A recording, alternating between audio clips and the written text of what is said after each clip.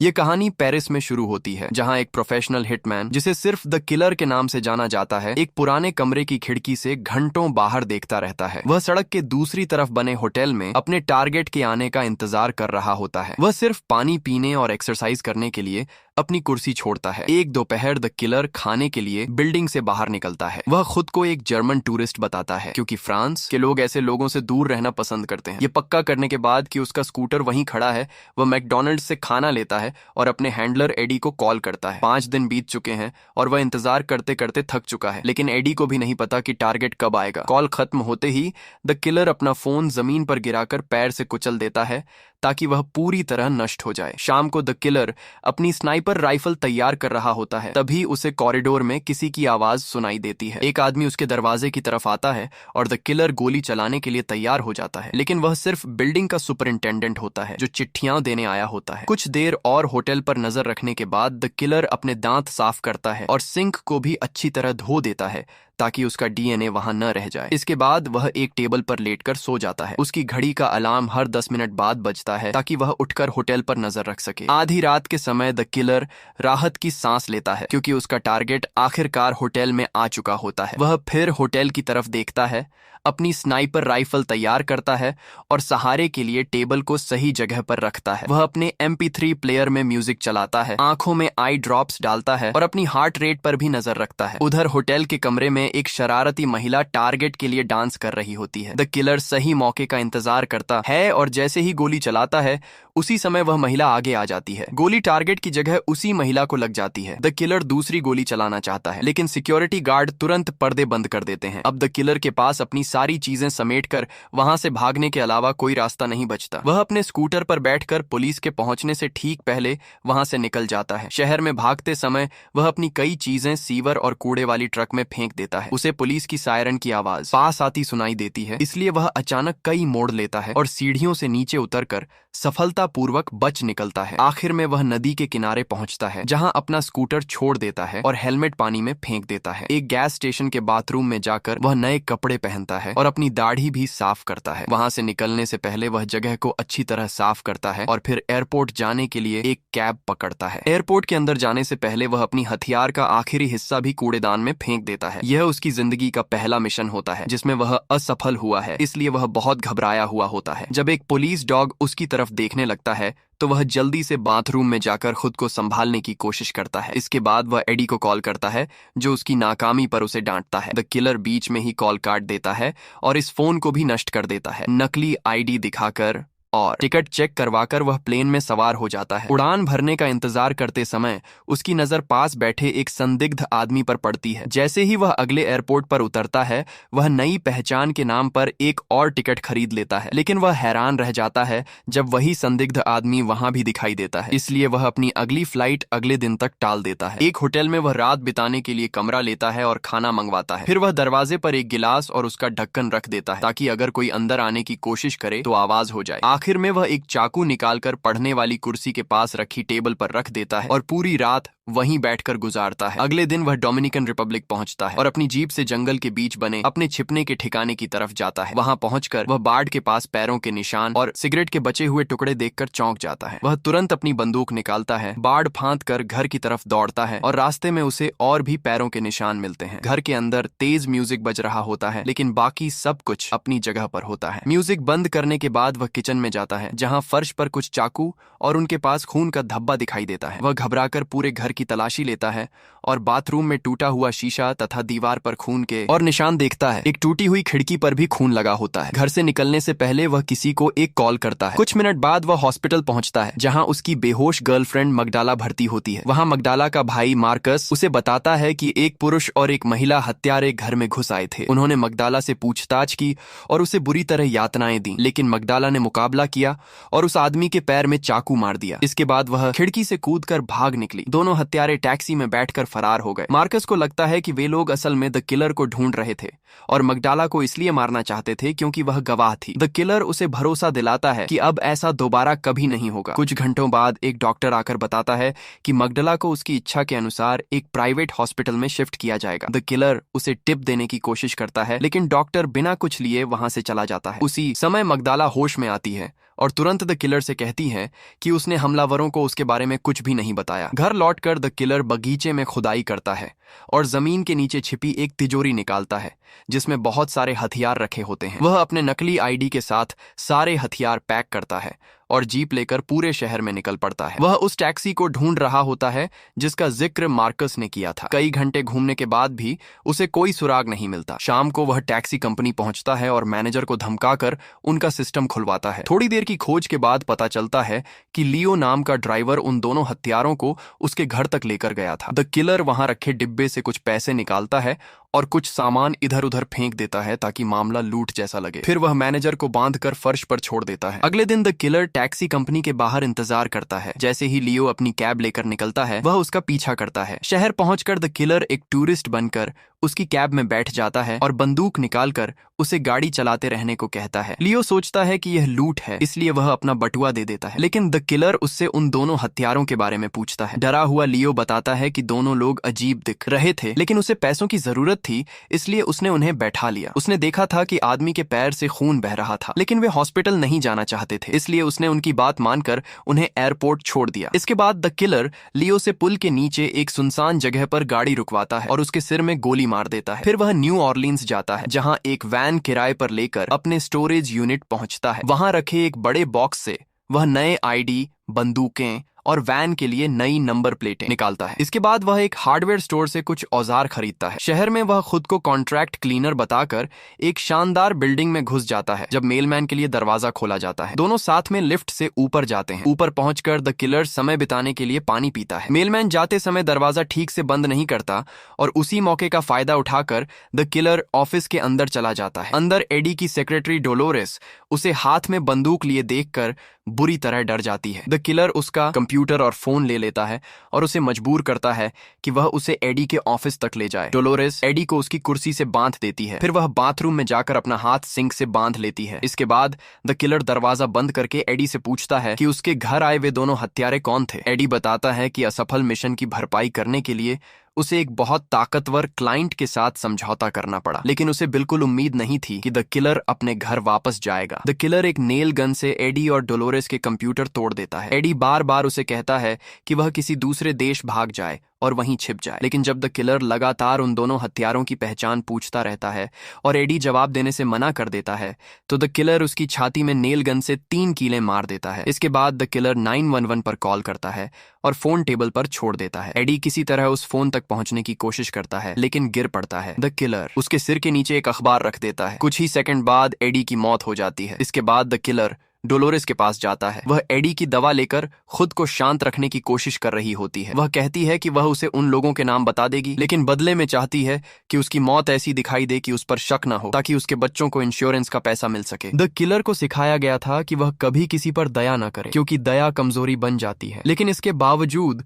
वह डोलोरेस को आजाद कर देता है। डोलोरेस बाथरूम से बाहर निकलती है और एडी की लाश देखकर बेहोश हो जाती है। द किलर एडी की लाश और टूटे हुए कंप्यूटर एक बड़े कूड़ेदान में फेंक देता है और डोलोरेस के साथ लिफ्ट में नीचे आता है। बीच में एक किराएदार भी लिफ्ट में चढ़ जाता है और कूड़ेदान में लाश होने का मजाक करता है। घबराहट की वजह से डोलोरेस हंस पड़ती है। इसके बाद द किलर डोलोरेस को उसके घर ले जाता है और उसे वैन में बांधकर छोड़ देता है, जबकि वह खुद घर के अंदर जाता है। डोलोरेस चिल्लाती रहती है और खुद को छुड़ाने की कोशिश करती है, लेकिन सफल नहीं हो पाती। द किलर गैराज खोलकर वैन अंदर छिपा देता है। फिर वह और डोलोरेस उसके ऑफिस जाते हैं।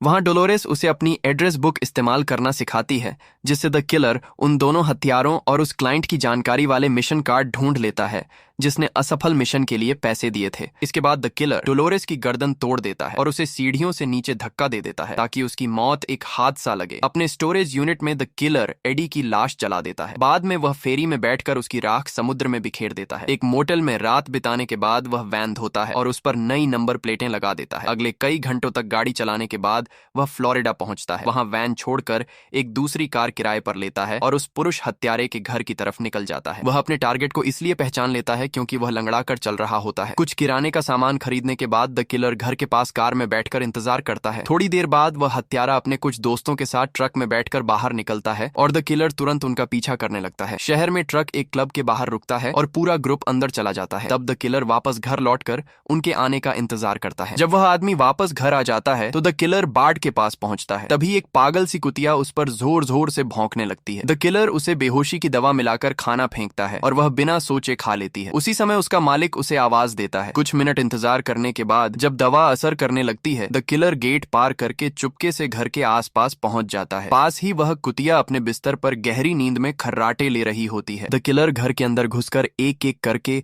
सभी कमरों की तलाशी लेने लगता है। तभी अचानक वह ताकतवर आदमी उस पर हमला कर देता है और उसकी बंदूक भी छीन लेता है। दोनों के बीच जबरदस्त लड़ाई शुरू हो जाती है। इस दौरान बंदूक पलंग के नीचे चली जाती है। वह ताकतवर आदमी द किलर को अलमारी की खिड़की से बाहर फेंक देता है और फिर नीचे गिराकर बुरी तरह पीटने लगता है। जब वह बंदूक उठाने के लिए थोड़ा दूर जाता है तभी द किलर उठ खड़ा होता है, लेकिन वह आदमी तुरंत फिर उस पर हमला कर देता है। लड़ाई जारी रहती है और इस बार द किलर टीवी से जा टकराता है। जवाब में वह एक फूलदान उठाकर उस ताकतवर आदमी के सिर पर जोर से मार देता है। इसके बाद द किलर अगले कमरे की तरफ भागता है और वहां रखी अलग अलग सजावटी चीजों को हथियार की तरह इस्तेमाल करने के लिए उठा लेता है, लेकिन वह ताकतवर आदमी उसे उठाकर फिर से हॉलवे में फेंक देता है। दोनों एक दूसरे पर लगातार हमला करते रहते हैं। द किलर उसकी पीठ पर कूदकर उसका गला दबाने लगता है। वह ताकतवर आदमी पीछे की तरफ जोर से धक्का मारता है जिससे द किलर दीवार से टकरा जाता है। फिर वह पीछे की तरफ गिरकर उसे जमीन पर भी पटक देता है। इसके बाद वह द किलर को पकड़कर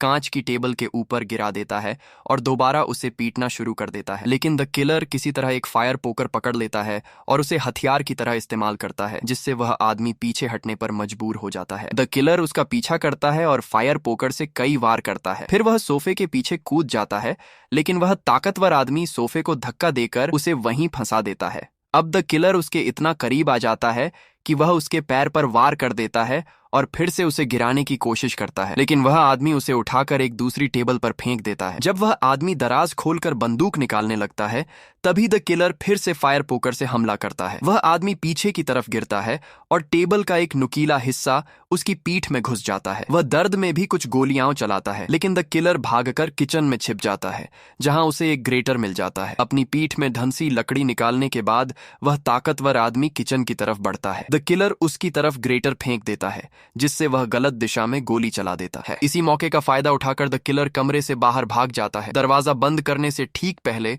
वह ताकतवर आदमी उसका चेहरा देख लेता है और उसे पहचान जाता है। पूरे फर्श पर खून फैल चुका होता है और वह आदमी जोर जोर से आवाजें निकालता हुआ दरवाजा पार करके बेडरूम की तरफ बढ़ने की कोशिश करता है, लेकिन तब तक द किलर अपनी बंदूक ढूंढ चुका होता है और उससे पहले ही उसे गोली मार देता है। गोली की आवाज सुनकर कुतिया जाग जाती है और घर के अंदर दौड़ती हुई आती है। उसी समय द किलर उस आदमी के सिर में एक और गोली मारकर उसे हमेशा के लिए खत्म कर देता है। इसके बाद द किलर वहां से भागने लगता है। कुतिया अपने मालिक के पास जाकर उसकी गंध सूंघती है और समझ जाती है कि वह मर चुका है। वह तुरंत द किलर का पीछा करना शुरू कर देती है और उसके पीछे भागते हुए खिड़की से छलांग लगाकर बाहर भी निकल जाती है। द किलर जल्दी से बाट पार कर लेता है और कुतिया के पहुंचने से पहले ही गेट बंद कर देता है। फिर वह खिड़की के अंदर एक मोलोटॉव बॉम्ब फेंक देता है जिससे पूरे घर में आग लग जाती है। एयरपोर्ट पहुंचकर द किलर नहाता है और फिर न्यूयॉर्क जाने वाली फ्लाइट में बैठ जाता है। वहां पहुंचकर वह एक और कार किराए पर लेता है और शहर के बाहरी इलाके में रहने वाली महिला हत्यारे के घर की तरफ जाता है। अपनी चोटों के लिए दवा लेने के बाद वह पूरा दिन कार में बैठकर इंतजार करता है। शाम को आखिरकार वह महिला हत्यारी घर से बाहर निकलती है और द किलर तुरंत उसका पीछा करने लगता है। रास्ते में ट्रैफिक सिग्नल पर वह उसे गोली मारने के बारे में सोचता है, लेकिन तभी उसे पुलिस की आवाज सुनाई देती है, इसलिए वह अपनी बंदूक वापस रख देता है। आखिर में वह महिला एक रेस्टोरेंट के अंदर चली जाती है। द किलर भी तुरंत उसके पीछे अंदर जाता है, उसके सामने वाली कुर्सी पर बैठ जाता है और चुपचाप उसके पर्स से बंदूक निकाल लेता है। वह महिला तुरंत उसे पहचान जाती है और वेटर से विस्की की एक बोतल मंगवाती है। अपनी जिंदगी के आखिरी पल एक अच्छी ड्रिंक के साथ बिताने की इच्छा से वह एडी के बारे में पूछती है। जब उसे पता चलता है कि एडी मर चुका है तो वह खुश हो जाती है। वह अपना खाना और ड्रिंक द किलर के साथ बांटने की कोशिश भी करती है, लेकिन द किलर कुछ भी खाने पीने से मना कर देता है। वह महिला बताती है कि उसकी द किलर या मगडाला से कोई निजी दुश्मनी नहीं थी, उसने तो सिर्फ एक काम किया था जैसा हर हिटमैन करता है। फिर वह एक पुरानी कहानी सुनाती है जिसे वह उनके काम की एक मिसाल बताती है। इसके बाद वह सोचती होती है कि आखिर द किलर ने इतना बड़ा जोखिम क्यों उठाया। उसका मानना होता है कि शायद द किलर यह उम्मीद कर रहा था कि उसे देखकर उसे वही भरोसा महसूस होगा जैसा उस दिन हुआ था जब उसका निशाना चूक गया था। उसकी यह बात सुनकर द किलर आखिरकार अपनी ड्रिंक पी लेता है। इसके बाद वह महिला वेटरों से कहती है कि अब सब कुछ हटा लें क्योंकि उनका काम खत्म हो चुका है। रेस्टोरेंट से बाहर निकलने के बाद दोनों जमी हुई बर्फ वाले पार्क में चलते हैं। सीढ़ियों पर अचानक वह महिला फिसल जाती है और द किलर से उसकी मदद करने को कहती है, लेकिन द किलर उसकी मदद करने की बजाय सीधे उसके सिर में गोली मार देता है। ध्यान से देखने पर पता चलता है कि उसके हाथ में एक चाकू था और वह जानबूझकर फिसली थी ताकि द किलर को धोखा देकर उस पर हमला कर सके। कुछ समय बाद द किलर शिकागो पहुंचता है और एक बेहद आलीशान बिल्डिंग के बाहर इंतजार करता है जहां वह ताकतवर आदमी रहता है जिसने असफल मिशन के लिए पैसे दिए थे। वह उसे जिम जाते हुए देखता है और उसका पता ऑनलाइन ढूंढ लेता है। जैसे ही मौका मिलता है द किलर चुपके से उस रिहायशी बिल्डिंग के गैराज में घुस जाता है, लेकिन वहां के दरवाजे लॉक होते हैं, इसलिए वह ताले की फोटो खींच लेता है और अमेज़न से उसे खोलने के लिए कुछ जरूरी औजार मंगवा लेता है। इसके बाद वह उसी जिम में जाता है और वहां सदस्य बनने के लिए जरूरी फॉर्म भरता है। फॉर्म भरते समय उसे पता चलता है कि कुछ जगहों पर जाने के लिए एक खास की कार्ड की जरूरत होती है। फिर वह बैंक जाकर अपने सारे पैसे नकली नाम से डोमिनिकन रिपब्लिक वाले अकाउंट में ट्रांसफर कर देता है। शाम को द किलर एक स्थानीय हथियार बेचने वाले से बंदूक खरीदता है। अगली सुबह वह अपना पैकेज लेता है और फिर जिम पहुंचता है। वहां वह जानबूझकर सफाई कर्मचारी से टकराता है और खरीदे हुए डिवाइस की मदद से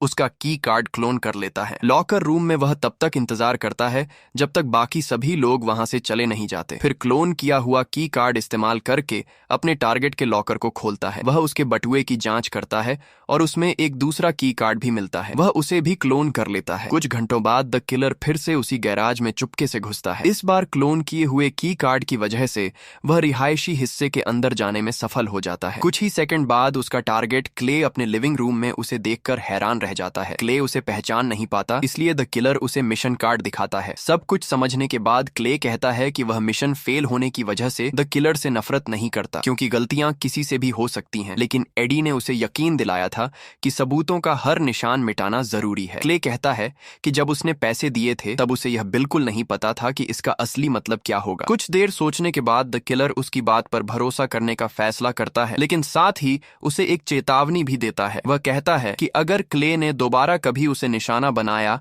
या उसकी पहचान किसी को भी बताई तो वह वापस आकर उसे मार देगा। इतना कहकर द किलर वहां से चला जाता है। लिफ्ट में जाते हुए वह सारे मिशन कार्ड नष्ट कर देता है और बाद में उन्हें सड़क पर फेंक देता है। आखिर में द किलर वापस डोमिनिकन रिपब्लिक लौट आता है जहां वह धीरे धीरे ठीक हो रही मगडाला की देखभाल करने लगता है।